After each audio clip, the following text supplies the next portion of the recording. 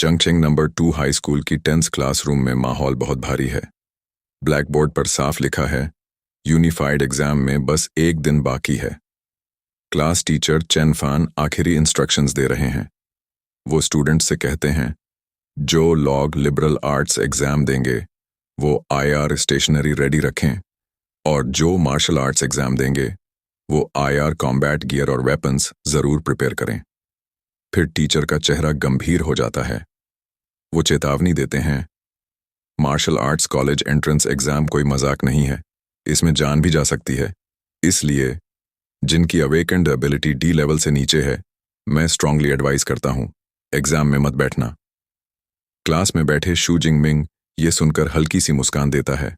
उसे लगता है ये वार्निंग उसी के लिए है। वो मन ही मन सोचता है, मैं अब ब्लू स्टार नाम की इस दुनिया में ट्रांसमिग्रेट हो चुका हूं। यहां टेक्नोलॉजी हमारी पुरानी दुनिया जैसी ही है, लेकिन फर्क ये है कि यहां चारों तरफ ब्लड थर्स्टी बीस्ट्स मौजूद हैं। इनसे लड़ने के लिए ह्यूमंस ने अपनी सुपर पावर्स अवेकन करना शुरू किया। हर इंसान की अवेकनिंग 16 साल की उम्र में होती है और एबिलिटीज F से S तक रैंक होती हैं, लेकिन ज्यादातर लोग बस F से D लेवल तक ही रुक जाते हैं। इतना सोचते ही शू जिंगमिंग की उंगलियों में हल्की सी बिजली की चमक निकलती है। उसकी एबिलिटी है E ग्रेड वीक इलेक्ट्रिसिटी। वो खुद से बुदबुदाता है, बस एक सिंपल स्टन बैटॉन जितनी पावर। सच में बहुत डिसअपॉइंटिंग। तभी पीछे से एक आवाज आती है। उसके ब्लॉन्ड हेयर्ड क्लासमेट हुआंगतियन उसकी डेस्क पर टेबल ठोकता है और मजाक उड़ाते हुए कहता है, ओए शू जिंगमिंग, तू अब भी मार्शल आर्ट्स एग्जाम देने की सोच रहा है? तू E ग्रेड ट्रैश है। एग्जाम देकर सिर्फ स्कूल की बेइज्जती करेगा।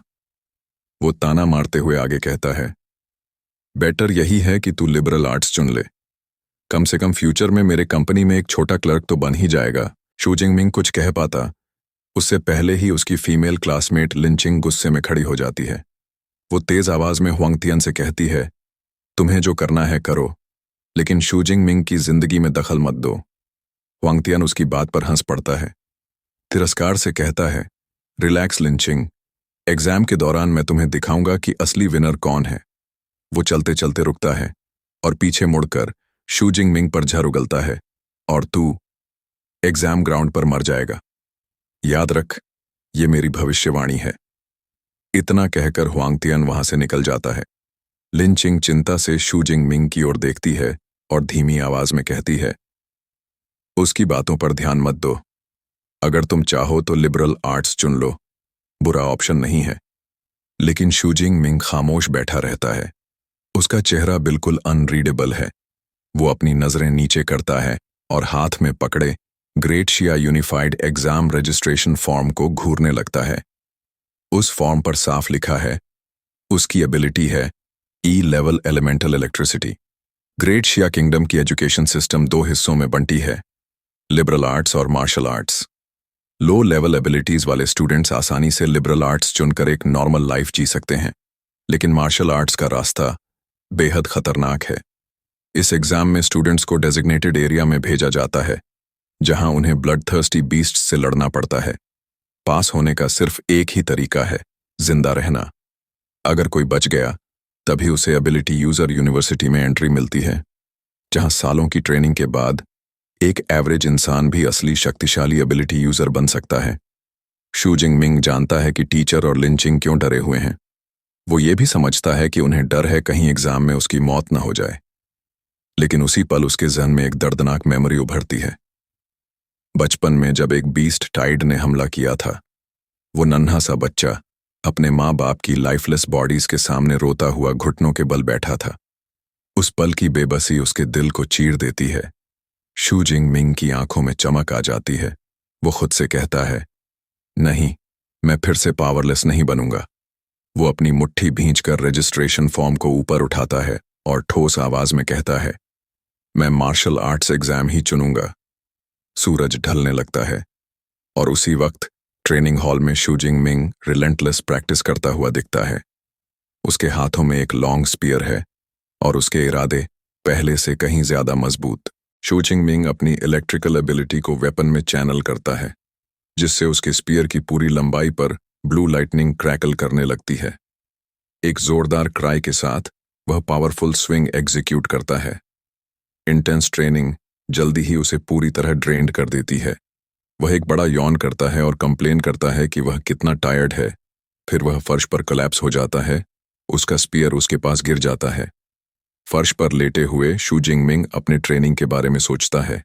वह स्पीयर के साथ पिछले 2 साल से प्रैक्टिस कर रहा है। डिस्पाइट हिज एफर्ट्स, उसकी प्रोफिशिएंसी अभी भी बिगिनर लेवल पर है। उसने एक स्पीयर टेक्निक खरीदी थी जिसका नाम लाइटनिंग गेल ब्रेक है 300,000 में, जिसे वह सोचता है कि यह उसे ऑर्डिनरी ई क्लास अवेकेंड लोगों से थोड़ा स्ट्रॉन्गर बनाता है। जैसे ही वह वहीं लेटा है, उसके मन में एक ग्रिम थॉट आता है। उसे पता है कि डी क्लास से नीचे के स्टूडेंट्स की डेथ रेट एग्जाम में हर साल बढ़ रही है। यह सोच उसकी रिजॉल्व को और मजबूत कर देती है। अवेकेंड यूनिवर्सिटी में प्रवेश पाने के लिए उसे तैयार रहना होगा, हर चीज के लिए फाइट करने के लिए। वह खुद को उठाता है और एक मशीन की तरफ बढ़ता है, अपनी फिस्ट को क्लेंच्ड करते हुए। जैसे ही उसका हाथ मशीन के पैनल के पास आता है, एक ब्लू होलोग्राफिक इंटरफेस अचानक मटेरियलाइज होती है, जिसमें लिखा होता है सिस्टम एक्टिवेटिंग। शू जिंगमिंग की आंखें शॉक में वाइडन हो जाती हैं, जैसे वह समझने की कोशिश करता है कि यह क्या हो रहा है। सिस्टम एक्टिवेशन खत्म होता है और एक नया मैसेज आता है, पूछते हुए कि क्या वह न्यूबी गिफ्ट पैकेज क्लेम करना चाहता है। फर्श पर लेटे हुए उसे एहसास होता है कि यह शायद लेजेंडरी चीट सिस्टम हो सकता है ट्रांसमाइग्रेटर्स के लिए। उसका शॉक एक्साइटमेंट में बदल जाता है। उसके चेहरे पर वाइड ग्रिन फैल जाता है, क्योंकि वह सोचता है कि गिफ्ट पैकेज में क्या हो सकता है। सिस्टम तुरंत ही कंटेंट्स रिवील करता है, एक एस रैंक सुपर एबिलिटी और 200 एबिलिटी पॉइंट्स। वह कुछ पल के लिए स्पीचलेस हो जाता है। एक एस रैंक एबिलिटी बेहद रेयर होती है। एक बड़े देश जैसे श्यावा में ऐसा एबिलिटी वाला व्यक्ति इंस्टेंटली टॉप यूनिवर्सिटीज द्वारा रिक्रूट किया जाता है और पावर हाउस में कल्टीवेट किया जाता है। शू जिंगमिंग अपनी अनबिलीवेबल फॉर्चून से स्टन्ड रह जाता है। यह रेवलेशन उसे उम्मीद से भर देता है। शू जिंगमिंग की आंखों में चमक आ जाती है। वो सोचता है, चाहे मैं ई रैंक ट्रैश पैदा हुआ हूं, लेकिन यह सिस्टम मेरी किस्मत बदलने का मौका है। दृढ़ मुस्कान के साथ वो अपना हाथ बढ़ाता है। कमजोर नीली बिजली उसकी हथेली पर क्रैकल करने लगती है। क्लेम। वो बिना हिचकिचाए गिफ्ट स्वीकार कर लेता है। तुरंत उसके सामने 3 सिस्टम विंडोज पॉपअप होती हैं।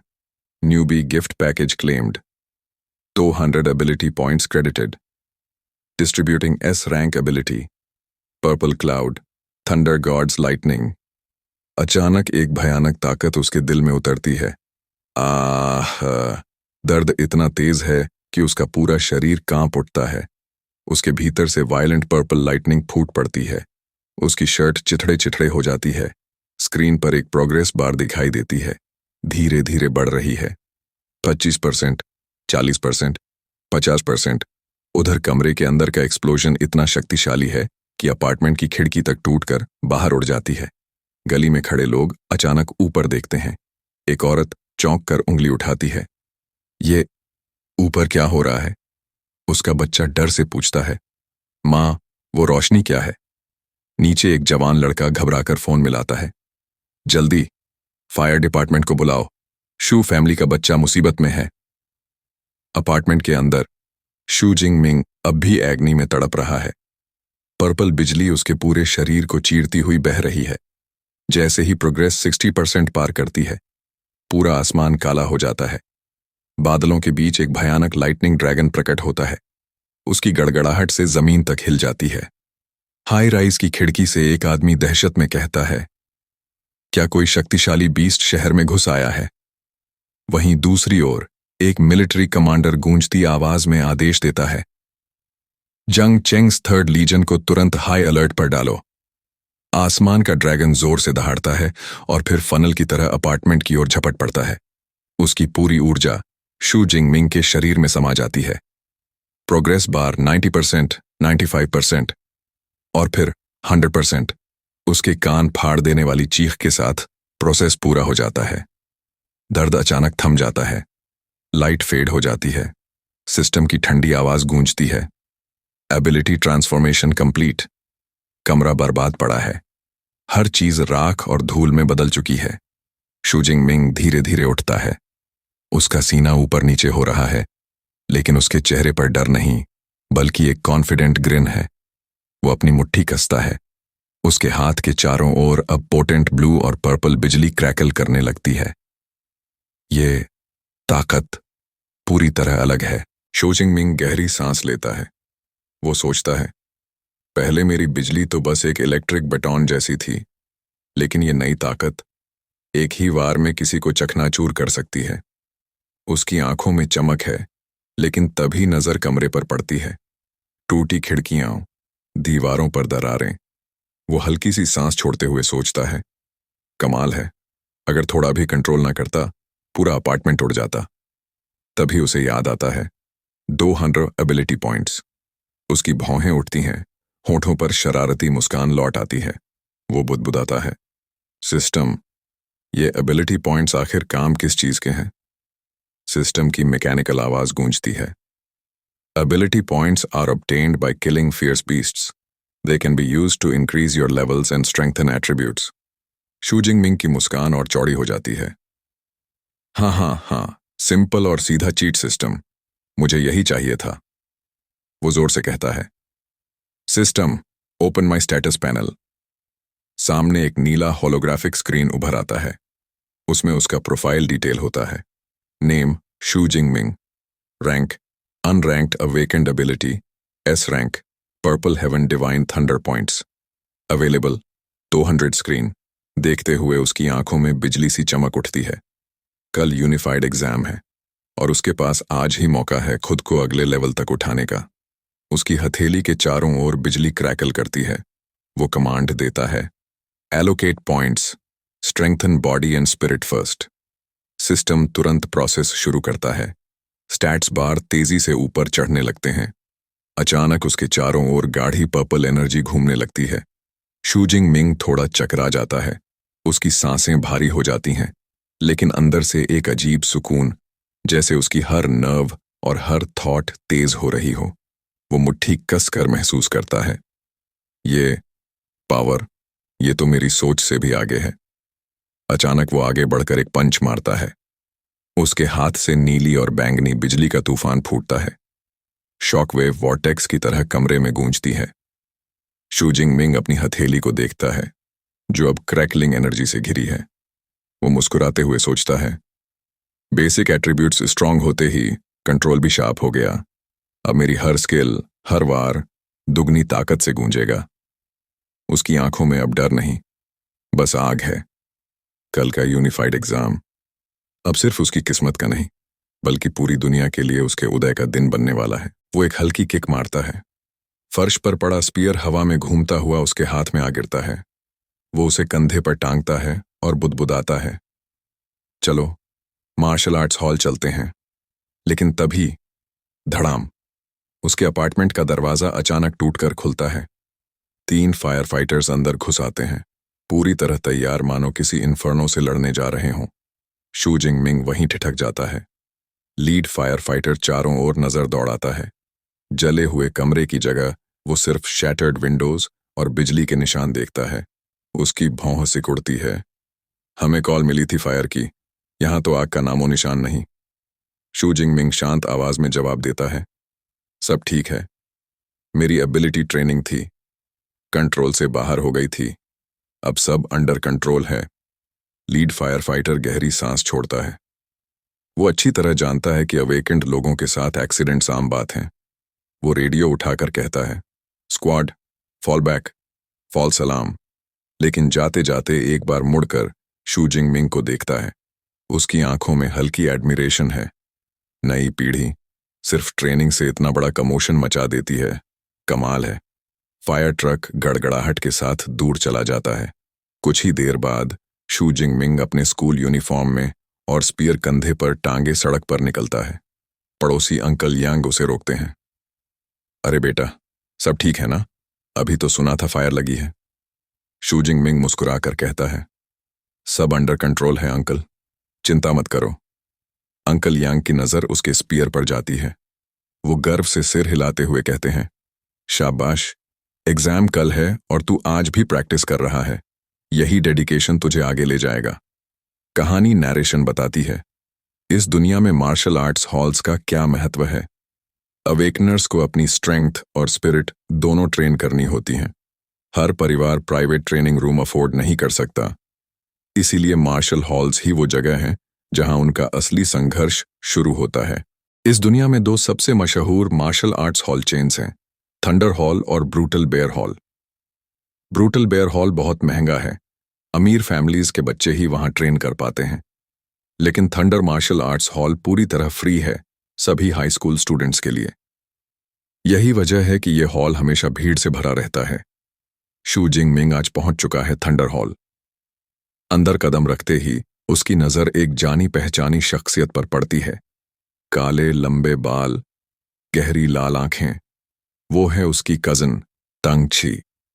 वो उसके पास जाता है और हल्की मुस्कान के साथ पूछता है, तुम यहां कैसे? तांग ची थोड़ी चौंकती है, लेकिन फिर कैजुअली जवाब देती है, बस एक दोस्त के साथ घूमने आई थी। शू जिंगमिंग हल्के से सिर हिलाकर कहता है, ठीक है, तुम लोग एंजॉय करो, मैं ट्रेनिंग रूम जा रहा हूं। वो जैसे ही वहां से मुड़ता है, टांग ची चुपचाप उसकी ओर देखती है। उसके मन में ख्याल आता है, ये आज कुछ अलग लग रहा है। इसी बीच टांग ची की चीयरफुल दोस्त शाओया फुसफुसाती है, वाओ, कितना हैंडसम है। ये कौन है? टांग ची जवाब देती है, वो मेरा कजन है शू जिंग मिंग, कल मार्शल आर्ट्स एग्जाम देगा। शाओया की आंखों में स्टार्स चमक उठते हैं। वो ड्रीमी आवाज में कहती है, उफ, परफेक्ट बॉयफ्रेंड मटीरियल। उनका मेल फ्रेंड मजाक उड़ाते हुए कहता है, लगता है तुम्हें प्यार हो गया। शाओया हंसते हुए बिना हिचक मान भी लेती है, हाँ, टोटली। लेकिन टैंग ची उसकी फैंटेसी तोड़ देती है। वो गंभीर आवाज में कहती है, तुम जानती हो उसकी एबिलिटी क्या है? सिर्फ ई रैंक। शाओया का चेहरा अचानक गिर जाता है। वो जोर से बोल पड़ती है, क्या अफसोस है। उनका मेल फ्रेंड व्यंग्य से मुस्कुराता है, फिर भी कमेंडेबल है, ई रैंक होकर भी मार्शल आर्ट्स एग्जाम देना। टांग ची की आंखों में चिंता झलकती है। वो बुदबुदाती है, लेकिन साहस का कोई मतलब नहीं जब रिस्क इतनी बड़ी हो। बात का माहौल बदलते हुए टांग ची कहती है, खैर, हम यहां विजिट करने आए हैं, चलो आगे देखते हैं। शाओया भी सहमत होती है और कहती है, वैसे मैंने तो पूरा high school brutal bear hall में बिताया है, आज एग्जाम से पहले थोड़ा रिलैक्स करना ठीक रहेगा। दूसरी तरफ शू जिंगमिंग एक खाली ट्रेनिंग रूम में पहुंच चुका है। उसके सामने एक बड़ा गोल टारगेट रखा है। वो अपना स्पीयर पकड़ता है। जैसे ही उसे ग्रिप करता है, उसकी आंखें सिकुड़ती हैं। ये स्पीयर इतना हल्का क्यों लग रहा है? नहीं, स्पीयर वही है, बदला है तो मेरा शरीर। वो हल्की मुस्कान के साथ स्पीयर घुमाता है। उसकी वेन्स में बिजली की हल्की झनकार गूंजती है। शू जिंगमिंग स्पीयर को देखता है और उसके मन में ख्याल आता है, ये पुराना हथियार शायद अब मेरी ताकत के लायक नहीं, लेकिन एग्जाम कल ही है, न्यू वेपन लेने का टाइम नहीं है, अभी इसी से टेस्ट करना होगा। वो गहरी सांस खींचता है। उसकी पकड़ कस जाती है। थ्रस्ट, स्पीयर सीधे टारगेट के सेंटर में धंसता है। Crack, crack. Advance training target पर स्पाइडर वेब जैसी दरारें फैल जाती हैं। ऊपर डिजिटल डिस्प्ले चमकता है। 3-1। शू जिंगमिंग की आंखें चौड़ी हो जाती हैं। मेरी प्योर फिजिकल स्ट्रेंथ डबल हो गई। नॉर्मल अनरैंक्ड अवेकेंड का तो मैक्सिमम आउटपुट सिर्फ 100 कैलोरीज होता है। मेरी बेस स्ट्रेंथ अब एक्स्ट्रॉर्डिनरी है, लेकिन असली टेस्ट तो अब शुरू होता है। उसकी आंखों में नीली चमक जगमगाने लगती है। पर्पल और ब्लू लाइटनिंग उसके शरीर से क्रैकल करती हुई निकलती है। बूम! वो जोरदार जंप मारकर स्पीयर को नीचे लाता है। Purple heavens divine thunder target एक भीषण एक्सप्लोजन से हिल उठता है। डिस्प्ले पर नया नंबर चमकता है, 3021। शू जिंगमिंग अपनी सांसें रोककर रीडिंग देखता है। अनबिलीवेबल। फर्स्ट ईयर अवेकेंड का स्टैंडर्ड सिर्फ 1000 कैलोरीज है, और मैं अनरैंक्ड होते हुए भी मिड टीयर अवेकेंड लेवल का अटैक मार चुका हूं। उसके होंठों पर एक आत्मविश्वासी मुस्कान उभरती है, लेकिन उसकी आंखों में अब भी हंगर है। नहीं, ये मेरी लिमिट नहीं है। वो स्पीयर को उठाता है। लाइटनिंग और भी वायलेंट हो जाती है। शू जिंगमिंग अपनी पूरी ताकत, enhanced physical strength, S rank divine thunder और अपनी स्पीयर टेक्निक, तीनों को एक स्ट्राइक में स्टैक करता है। स्पीयर इंटेंस पर्पल लाइटनिंग से घिर जाता है। जैसे ही स्पीयर हेड टारगेट के करीब आता है, बिजली कंडेंस्ड होकर एक चमकदार स्फीयर में बदल जाती है। वो गरजता है, ब्रेक, कबूम। पूरा ट्रेनिंग हॉल पर्पल एक्सप्लोजन से भर जाता है। टारगेट पूरी तरह एनर्जी के समंदर में डूब जाता है। दीवारें हिलती हैं, मेटल प्लेट्स गर्म होकर चमकने लगती हैं। हमले की शक्ति से पूरे मार्शल आर्ट्स हॉल में झटका दौड़ जाता है। मुख्य स्टेडियम में बैठे छात्र हिल जाते हैं और एक जोर से चिल्लाता है, सोचते हुए कि कहीं यह अर्थक्वेक तो नहीं था। ट्रेनिंग रूम के फर्श पर टांगी, शाओया और उनके दोस्त संतुलन खो देते हैं। उनके बीच का एक लड़का, जो ब्राउन बालों वाला है, तुरंत महसूस कर लेता है कि यह ऊर्जा इतनी प्रबल है कि यह एक सच्चे अवेकनर के स्तर की है। वह सोचता है कि क्या कोई नया awakener level high school student अभी अभी प्रकट हुआ है, क्योंकि अब तक सारे ज्ञात अवेकनर्स दूसरे हॉल में ट्रेन करते हैं। जिज्ञासा से प्रेरित होकर तांगी कहती है कि उन्हें जाकर देखना चाहिए। समूह कॉरिडोर के रास्ते ऊर्जा के निशान का पीछा करता है। जैसे ही वे एक कॉर्नर पर मुड़ते हैं, उनका सामना शू जिंगमिंग से होता है, जो स्पीयर हेड अब कपड़े में लपेटे हुए उस क्षेत्र से बाहर निकल रहा है। तांगी उसे देखकर चौंकते हुए बुलाती है। शू जिंगमिंग शांति से कहता है कि वह एग्जाम की तैयारी के लिए घर जा रहा है और अपनी अभी अभी दिखाई गई शक्ति का कोई इशारा नहीं देता। उसका दोस्त उसे लक की शुभकामनाएं देता है, लेकिन समूह को डिसमिसिवली कहता है कि उन्हें उसे भूल जाना चाहिए। वह ट्रेनिंग रूम की ओर इशारा करता है, कहता है कि यह ऊर्जा यहीं से निकली थी। समूह दरवाजे के पास जाता है और झांक कर अंदर देखता है। दृश्य पूरी तरह तबाह है। एडवांस्ड मेमोरी मेटल टारगेट पूरी तरह नष्ट हो गया है और उसके पीछे की मजबूत दीवार एक विशाल क्रेटर में बदल गई है। पूरा कमरा बर्बाद है। तांगी, शाओया और बाकी सभी सिर्फ चकित होकर उसे निहारते हैं, समझ ही नहीं पा रहे कि एक हाई स्कूल ट्रेनिंग रूम में इतनी विनाशकारी शक्ति कैसे हो सकती है। तब शाओया चिल्लाती है, यहां तक कि एडवांस्ड मेमोरी मेटल भी फट गया। यह तो एक बेहद शक्तिशाली हमला होना चाहिए। वह सोचती है कि क्या जांग चांगजेन शहर का कोई हाई स्कूल स्टूडेंट सच में इतना शक्तिशाली हो सकता है। ब्राउन बालों वाला दोस्त इस विचार को खारिज करता है और क्रेटर के किनारे को छूता है। वह कहता है कि बची हुई ऊर्जा किसी हाई स्कूल स्टूडेंट के लिए बहुत हिंसक लग रही है। वह अनुमान लगाता है कि यह कोई शक्तिशाली सेकंड ऑर्डर एबिलिटी यूजर हो सकता है, जो गलती से स्टूडेंट लेवल फ्लोर में प्रवेश कर गया। एक और दोस्त सहमति में सिर हिलाता है और जोड़ता है कि यहाँ का कोई प्रोविंशियल कैपिटल का जीनियस भी ऐसा नहीं कर सकता, इसलिए यह असंभव है कि ऐसा कोई व्यक्ति उनके छोटे शहर में मौजूद हो। शाओया हालांकि एक अलग थ्योरी सुझाती है। वह इशारा करती है कि आसपास जो केवल एक व्यक्ति दिखाई दिया, वह शू जिंगमिंग था, और उत्साहित होकर कहती है कि शायद वह एक हिडन सुपर जीनियस हो सकता है। उसके दोस्त इस विचार पर हंसते हैं। एक पूछता है कि क्या वह बहुत सारी नॉवेल्स पढ़ रही है। दूसरा बताता है कि शू जिंगमिंग एक ज्ञात ई क्लास यूजर है, जिसकी अटैक स्ट्रेंथ 300 तक होना ही उसके लिए लकी होगा। उसका दोस्त एक अधिक लॉजिकल एक्सप्लेनेशन देता है, ये सुझाव देते हुए कि शायद यह पावरफुल यूजर बस दूसरे कॉरिडोर से निकल गया। फिर वह तांगी की ओर मुड़ता है, जो अब तक साइलेंट थी, और उसकी ओपिनियन पूछता है। तांगी बस सरलता से जवाब देती है, मे बी।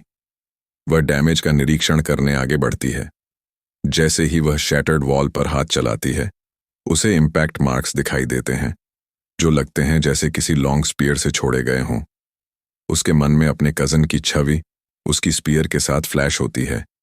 एक गहरी सस्पिशन उभरती है और वह साइलेंटली सोचती है कि क्या शू जिंगमिंग का मार्शल आर्ट्स एग्जाम लेना सच में उसकी ओवर एस्टिमेटिंग एबिलिटीज का संकेत है। अगला दिन साफ और ब्राइट है, मार्शल आर्ट्स एग्जाम का दिन। दर्जनों बसेस एक मैसिव फोर्टिफाइड वेन्यू पर पहुंचते हैं और छात्रों को उनके अलग अलग वेपन्स के साथ उतारते हैं। उनके बीच शू जिंगमिंग भी है, जो काल्म और कॉन्फिडेंट स्ट्राइड में चलता है। उसकी स्पीयर उसके कंधे पर रखी है। छात्र टॉल फेंस के पास इकट्ठा होते हैं, एग्जाम ग्राउंड्स की ओर देखते हुए, ऑव और टेरर के मिश्रण के साथ। एक छात्र नर्वसली शिकायत करता है, याद करते हुए कि पिछले एग्जाम्स में बीस्ट्स बहुत वीकर थे। सभी का कंसेंसस है कि इस साल का एग्जाम बेहद डिफिकल्ट होगा। जैसे ही छात्र अपनी फियर्स साझा कर रहे हैं, एक एरोगेंट आवाज भीड़ में गूंजती है। एक लॉन्ग हेयर्ड युवा अपने बड़े सोट के साथ उनकी कावडिस पर स्कॉफ करता है। वह डिक्लेयर करता है कि जो कोई भी यूनिकॉर्न राइनोसिरस का सामना नहीं कर सकता, वह यूजलेस है, और बाकी छात्र स्पीचलेस रह जाते हैं। पास में शू जिंगमिंग का बेस्ट फ्रेंड लिू जी पूछता है कि यह एरोगेंट गाय कौन है। शू जिंगमिंग तुरंत आईडी से उसे पहचान लेता है, जो मिंगयांग। लिू जी बताता है कि जो मिंगयांग एक वेल नोन जीनियस है, जिसकी बी क्लास एबिलिटी है, और वह पहले ही फर्स्ट ऑर्डर एबिलिटी यूजर बन चुका है। यह एक हाई स्कूल स्टूडेंट के लिए एक रेयर फीट है। शू जिंगमिंग प्रोडिजी को देखते हुए कॉन्फिडेंट स्माइल और कंपेटिटिव ग्लिंट के साथ साइलेंटली सोचता है कि आखिर कौन स्ट्रॉन्गर है। अचानक एक तेज आवाज छात्र प्रतिभागियों का ध्यान खींचती है। एक गंभीर दिखने वाला आदमी, जिसके चेहरे पर एक स्कार है और जो मिलिट्री स्टाइल यूनिफॉर्म में सजा हुआ है, खुद का परिचय देता है। वह वोंग हयांग, एग्जाम का चीफ कमांडर है। वह कहता है कि एग्जाम शुरू होने से पहले वह सभी इंपॉर्टेंट प्रिकॉशंस की समीक्षा करेगा। एक मिलिट्री व्हीकल पर खड़े होकर कमांडर वोंग हयांग अनाउंस करते हैं कि एग्जाम 12 घंटे चलेगा, सुबह 9:12 बजे से रात 9:12 बजे तक। वह हाथ से उस विशाल रूइंड टाउन की ओर जेस्चर करता है, जो एग्जाम वेन्यू है। वह समझाता है कि इसे 4 जोन्स में बांटा गया है: आउटर, सेंट्रल, इनर और कोर। छात्र पॉइंट्स कमाते हैं बीस्ट्स को मारकर, और स्कोर बीस्ट की रैंक और स्ट्रेंथ के अनुसार बढ़ता है। कमांडर का चेहरा गंभीर हो जाता है जब वह अपना फाइनल वार्निंग देता है। वह कहता है कि कोर एरिया सिर्फ टॉप स्टूडेंट्स के लिए बोनस क्वेश्चन की तरह है।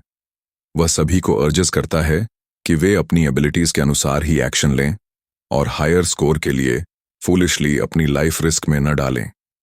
कमांडर की बातें सुनते हुए शू जिंगमिंग अपने खुद के एबिलिटीज पर विचार करता है। अपनी पावर अप से पहले वह आउटर एरिया तक ही सीमित रहता, लेकिन अब अपनी शक्ति और एम्बिशन से भरा वह इनर सर्कल में चार्ज करने और शायद कोर एरिया तक चैलेंज करने का संकल्प करता है। एक अनाउंसमेंट होती है कि छात्र अपने एग्जाम सप्लाईज प्राप्त करें। शू जिंगमिंग और उसका फ्रेंड अपने टीचर चेन फान के पास जाते हैं, जो टैक्टिकल बैकपैक्स बांट रहे हैं। शू जिंगमिंग अपना पैक प्राप्त करता है, जिसमें एक स्मार्ट वॉच है पॉइंट्स ट्रैक करने के लिए, एक बैकपैक जिसमें एनर्जी बार्स, एक ड्रिंक और मेडिकल किट है, और एक सेफ्टी बॉल जो बीस्ट्स को वार्ड ऑफ करने के लिए हाई वोल्टेज ग्रिड बना सकती है। जैसे ही टीचर चेन फान शू जिंगमिंग को सप्लाईज देते हैं, वह एक आखिरी एडवाइस भी देता है। वह याद दिलाता है कि उसकी लाइफ किसी भी चीज से अधिक महत्वपूर्ण है, भले ही सेफ्टी बॉल का उपयोग करके एग्जाम जल्दी ही खत्म हो जाए। शू जिंगमिंग सम्मानपूर्वक अपने टीचर को धन्यवाद देता है। तभी एक फेमिलियर आवाज उसके नाम को पुकारती है। वह पलटता है और देखता है कि उसकी क्लासमेट लिंकिंग उसकी तरफ दौड़ रही है। वह दयालुता से उसे अपने टीम में जगह देने की पेशकश करती है। उसके साथ उनकी क्लास प्रेसिडेंट लिू चिन भी है, जो सी क्लास यूजर है और कहता है कि वह शू जिंगमिंग को एग्जाम हॉल में प्रोटेक्ट करेगा। लेकिन एक और स्टूडेंट विरोध करता है। वह आर्ग्यू करता है कि एग्जाम एक गंभीर कंपटीशन है। वह शिकायत करता है कि एक ई रैंक स्टूडेंट जैसे शू जिंगमिंग को शामिल करने से उनके हाई स्कोर पाने के चांसेस प्रभावित होंगे। एक और टीममेट गुस्से में सहमति देता है और लिू चिन पर आरोप लगाता है कि उसने उनकी प्लान बदल दी। ये दोनों ऑब्जेक्टर्स साफ कर देते हैं कि वे किसी बर्डन के साथ नहीं रहना चाहते। इन इंसल्टिंग बातों से शू जिंगमिंग का दोस्त लिू जी भड़क उठता है, लेकिन शू जिंगमिंग शांत रहते हुए उसे रोक देता है। एक पोलाइट स्माइल के साथ शू जिंगमिंग ऑफर को डिक्लाइन कर देता है। वह लिू चिन और लिन चिंगली को बताता है कि वह उनकी काइंडनेस की सराहना करता है, लेकिन वह अकेले ही एग्जाम में जाने की योजना बनाता है। एक कंसर्न्ड लिंकिंग रिलक्टेंटली उसके निर्णय को स्वीकार करती है और उसे केयरफुल रहने की चेतावनी देती है। उस स्टूडेंट जिसने शिकायत की थी एक मॉकिंग लाफ के साथ स्मर्क करता है और कहता है कि वे जाकर पावरफुल हुआंगतियन के साथ टीम बनाएंगे। वह और उसका साथी हंसते हुए चले जाते हैं। शू जिंगमिंग उन्हें जाते हुए कॉन्फिडेंट स्मर्क के साथ देखता है। वह सोचता है कि वह अकेले ही हाई स्कोर पाने के लिए पूरी तरह केपेबल है। तभी एक अनाउंसमेंट संग होती है जो डिक्लेयर करती है कि ऑफिशियल एग्जाम शुरू हो चुका है। आकाश में ड्रोन्स का एक फ्लीट उड़ता है, रेडी है लाइव ब्रॉडकास्ट करने के लिए। मासिव गेट्स खुलते हैं और छात्रों की भीड़ रूएंड सिटी में दौड़ लगाती है, अपने गोल्स चिल्लाते हुए। भीड़ में टंगची और उसके फ्रेंड्स हैं, एक डिटर्मिन्ड दिखने वाली लड़की बड़ी सोर्ड के साथ और टॉप कंटेंडर जो मिंगयांग, जो अपने विंड एबिलिटी का उपयोग करके पैक से आगे लीप कर जाता है। इसके विपरीत शू जिंगमिंग शांत रहता है, उसका चेहरा आत्मविश्वास और फोकस से भरा। वह एक कदम आगे बढ़ाता है, फिर स्टेडी रन में लग जाता है, स्पीयर हाथ में थामे हुए। वह सोचता है कि एग्जाम आखिरकार शुरू हो गया है और वह पूरी तरह तैयार है। जैसे ही वह दौड़ता है, वह अपने स्मार्ट वॉच को टैप करता है। एक होलोग्राफिक स्क्रीन सामने मटेरियलाइज होती है जो उसकी आइडेंटिटी कंफर्म करती है और रियल टाइम रैंकिंग्स दिखाती है। टॉप 3 स्पॉट्स पहले ही भर चुके हैं। पहला स्थान जो मिंगयांग के पास है 7 पॉइंट्स के साथ, उसके पीछे 2 अन्य स्टूडेंट्स हैं।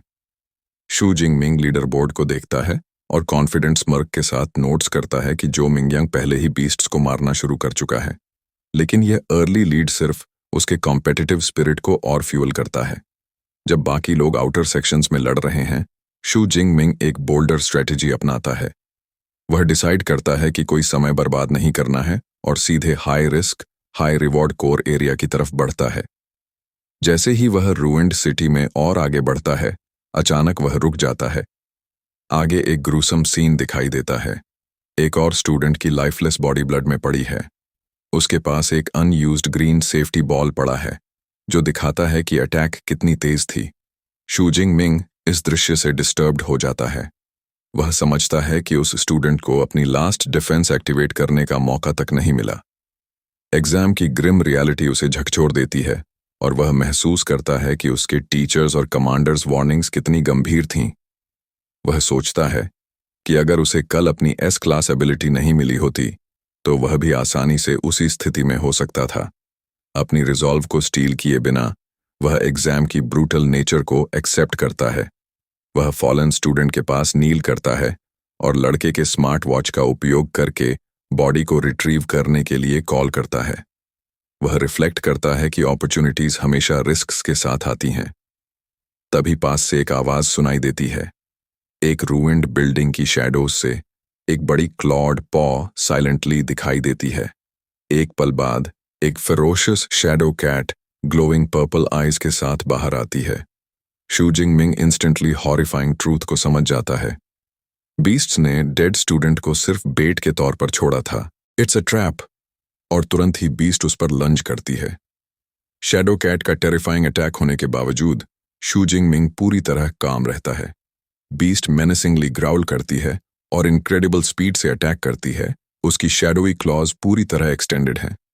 लेकिन शू जिंगमिंग और भी तेज है। एक फ्लूइड कैजुअल मूवमेंट में वह अटैक को साइड स्टेप कर देता है और बीस्ट उसके पास से उड़कर निकल जाती है। शैडो कैट ग्रेसफुली लैंड करती है। उसकी ग्लोइंग पर्पल आईज सीधे अपनी प्रे पर लॉक्ड हैं। उसका रेप्यूटेशन पूरी तरह जस्टिफाइड है। एजाइल बॉडी, शार्प क्लॉज और ओवर 1000 kg का बाइट फोर्स इसे एक डिजर्विंग न्यूबी किलर बनाता है। बीस्ट फेरोशियस रोर करती है, जैसे कि शू जिंगमिंग को इंटिमिडेट करने की कोशिश कर रही हो। शू जिंगमिंग बीस्ट का सामना करते हुए सोचता है कि ये क्रीचर्स इतने डेंजरस क्यों हैं। वह जानता है कि फियर्स बीस्ट्स में एक स्पेशल टेरिफाइंग ऑरा होती है जो अपने प्रे को फियर से पैरालाइज कर देती है। उसने सुना है कि अधिकतर अवेकेंड लोग जब पहली बार फियर्स बीस्ट का सामना करते हैं तो इस प्रेशर के सामने हेल्पलेस हो जाते हैं। वे अपने स्ट्रेंथ का 30% भी इस्तेमाल नहीं कर पाते और सिर्फ अपनी मौत का इंतजार करते हैं। वह सोचता है कि वेल्थी फैमिलीज अपने बच्चों को विल्डरनेस में बॉडीगार्ड्स के साथ भेजते हैं ताकि उन्हें इस ऑरा की आदत बचपन से ही हो जाए। एक प्रिविलेज जिसे उसने कभी एक्सपीरियंस नहीं किया। पहली सच्ची लड़ाई के लिए तैयार, शू जिंगमिंग अपना स्पीयर पकड़ता है जब शैडो कैट फिर से उस पर लंच करती है। बीस्ट इंस्टेंट डिस्टेंस कवर करती है, उसका माउथ वाइड ओपन। लेकिन शू जिंगमिंग अपनी जगह खड़ा रहता है, बिल्कुल unaffected. Arcs of purple lightning उसके स्पीयर के चारों ओर क्रैकल करती है, जैसे कि वह अपनी पावर चैनल कर रहा हो। एक ही स्विफ्ट मोशन में वह स्पीयर को थ्रस्ट करता है। Lightning infused tip shadow cat के हेड में पेनिट्रेट करती है और उसे इंस्टेंटली किल कर देती है। शू जिंगमिंग मृत क्रीचर की ओर देखते हुए थॉटफुल एक्सप्रेशन में खड़ा होता है। शू जिंगमिंग महसूस करता है कि बीस्ट की इंटिमिडेटिंग ऑरा उस पर कोई असर नहीं कर रही। एक पल बाद उसके स्मार्ट वॉच से एक ब्लू होलोग्राफिक विंडो प्रकट होती है जो किल को कंफर्म करती है। Killed one unranked fierce beast, a shadow cat. Ability points +3। एक नोट में लिखा है कि फियर्स बीस्ट्स को 1 से 9 तक रैंक किया गया है और रैंक यिंग से नीचे वाले अनरैंक्ड होते हैं, जो अनरैंक्ड ह्यूमन अवेकेंड लोगों के बराबर हैं। शू जिंगमिंग अपने वॉच पर एग्जाम वेन्यू का मैप देखता है। वह सोचता है कि बीस्ट्स को मारने से उसे एबिलिटी पॉइंट्स मिलते हैं, लेकिन यह स्मॉल रिवॉर्ड उसे इम्प्रेस्ड नहीं करता। अनरैंक्ड बीस्ट्स बहुत कम पॉइंट्स देते हैं। अपने आप पर भरोसा करते हुए कि वह फियर्स बीस्ट्स की इंटिमिडेटिंग ऑरा से अनअफेक्टेड है, शू जिंगमिंग निष्कर्ष निकालता है कि आउटर एरिया में समय बर्बाद करने का कोई मतलब नहीं। वह जल्दी से सेंट्रल एरिया, जो ज्यादा डेंजरस है, पहुंचने का रिजॉल्व करता है। वह एग्जाम वेन्यू में और गहराई में जर्नी शुरू करता है। अनरैंक्ड बीस्ट्स के बीच ब्लडी पाथ काटते हुए वह effortlessly shadow cats, iron furred pigs और वुल्फ लाइक क्रीचर्स को मारता है। हर किल के साथ स्टेडी 3 से 5 एबिलिटी पॉइंट्स प्राप्त करता है, लेकिन जल्द ही वह अपने अप्रोच में एक फ्लॉ पहचान लेता है। जबकि उसने एबिलिटी पॉइंट्स हासिल कर लिए हैं, उसे लगता है कि उसके पास वास्तविक कॉम्बैट एक्सपीरियंस का अभाव है। उसकी नई एस रैंक एबिलिटी इतनी ओवरवेलमिंगली पावरफुल है कि वह अनरैंक्ड बीस्ट्स को इंस्टेंटली मार देती है, जिससे वह अपनी फाइटिंग स्किल्स को होन नहीं कर पा रहा। वह अपने न्यू पावर की हाई एनर्जी कॉस्ट पर भी विचार करता है। हायर रैंक्ड एबिलिटीज ज्यादा एनर्जी कंज्यूम करती हैं। उसकी पुरानी ई रैंक एबिलिटी घंटों तक सस्टेन हो सकती थी, लेकिन अब वह अपनी एस रैंक पावर को फुल स्ट्रेंथ पर 1 घंटे से भी ज्यादा मेंटेन नहीं कर सकता। 12 घंटे के एग्जाम को ध्यान में रखते हुए वह समझता है कि कोर एरिया तक पहुंचने से पहले एनर्जी वेस्ट करना ठीक नहीं होगा। शू जिंगमिंग एक नई स्ट्रैटेजी बनाता है। वह केवल अपने स्पीयर टेक्निक का इस्तेमाल करके फियर्स बीस्ट्स को मारेगा, ताकि एक्सपीरियंस गेन हो और पावर कंसर्व रहे। जैसे ही वह यह निर्णय लेता है, एग्जाम वेन्यू में एक नया बहुत बड़ा थ्रेट दिखाई देता है। एक फॉर्मिडेबल बाइपीडल यूनिकॉर्न राइनोसिरस। वह मैसिव बीस्ट जोर से रोर करता है और चार्ज करता है, अपनी इमेंस स्ट्रेंथ से एक रेक्ट कार को पटकते हुए। रिट्रीट करने के बजाय शू जिंगमिंग अपनी जगह मजबूती से खड़ा रहता है और सीधे उस चार्ज का सामना करता है। राइनो के हॉर्न के पावरफुल इम्पैक्ट से वह पीछे की ओर उड़ जाता है। इनक्रेडिबल एजिलिटी का इस्तेमाल करते हुए शू जिंगमिंग मिड एयर में फ्लिप करता है और खुद को सीधे बीस्ट के ऊपर पोजीशन करता है। राइनो के रिएक्ट करने से पहले ही वह नीचे डाइव करता है, उसके बैक पर लैंड करता है और अपनी स्पीयर को एक प्रिसाइज स्ट्राइक में उसके स्कल में गहरा प्लंज कर देता है। मैसिव बीस्ट कोलैप्स कर जाता है, डिफीटेड। थोड़ा ब्रीथ करते हुए शू जिंगमिंग आश्चर्यचकित होता है कि उसकी किलिंग स्पीड कितनी तेज हो गई है। उसे यह नोटिस होता है कि एक पावरफुल बीस्ट जैसे राइनोसिरस भी अब कोई बड़ी चुनौती नहीं रहा। एक थॉट उसके मन में आता है। वह सोचता है कि क्या उसकी स्पीयर टेक्निक बिना उसे पता चले हायर लेवल तक ब्रेक थ्रू कर गई है। वह अपनी सिस्टम पैनल समन करता है, जो उसकी सस्पिशन को कंफर्म करती है। उसकी स्पीयर टेक्निक अब इंटरमीडिएट स्टेज पर पहुंच चुकी है और उसके एबिलिटी पॉइंट्स बढ़कर 226 हो गए हैं।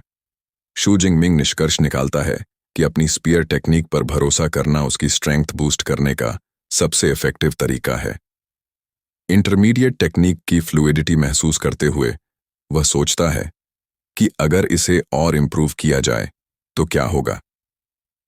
एक्यूमुलेटेड पॉइंट्स का इस्तेमाल करते हुए वह अपनी स्पीयर स्किल को फिर से अपग्रेड करने का निर्णय लेता है। इफेक्ट तुरंत होता है। एडवांस्ड स्पीयर टेक्निक्स और कॉम्प्लेक्स मूवमेंट्स की मैसिव इन्फ्लक्स उसके दिमाग में फ्लड कर देती है, जो सीधे उसके मसल मेमोरी में इंटीग्रेट हो जाती हैं। वह अपने सिर को पकड़ता है, एक्वायर्ड स्किल की शेयर वॉल्यूम से अमेज्ड। नई टेक्निक्स की वेल्थ के साथ शू जिंगमिंग में कॉन्फिडेंस का सर्ज महसूस होता है।